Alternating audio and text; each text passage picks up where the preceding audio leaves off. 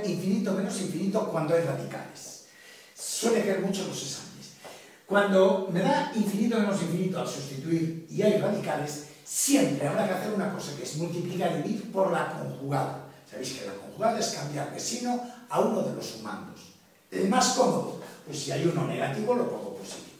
Repito, multiplico y divido por la conjugada.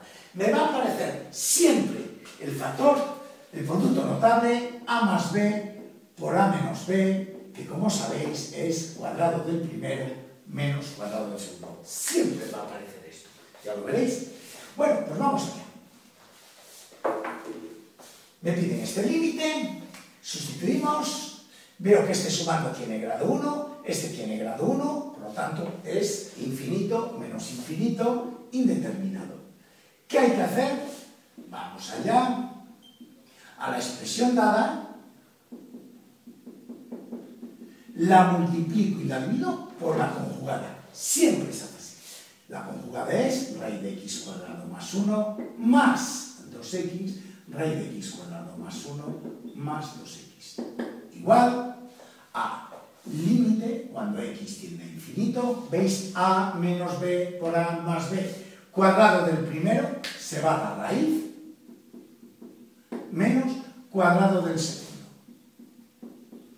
Partido por el denominador, raíz de x cuadrado más 1 más 2x. Igual, vamos a simplificar, un x cuadrado menos 4x cuadrado es menos 3x cuadrado más 1 partido por raíz de x cuadrado más 1 más 2x. Igual a infinito, con el signo menos delante, partido por infinito.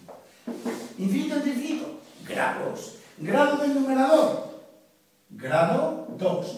Grado del denominador, este sumando tiene grado 1. Ojo, 1, está dentro de una raíz cuadrada. El grado es 1. 2 entre 2, 1. Y aquí también tiene grado 1. En definitiva, grado 1. ¿Y qué pasa cuando el grado del numerador es mayor que el grado del denominador? El resultado, grande entre pequeño, grande. Es decir, el resultado es infinito. Hasta el próximo vídeo.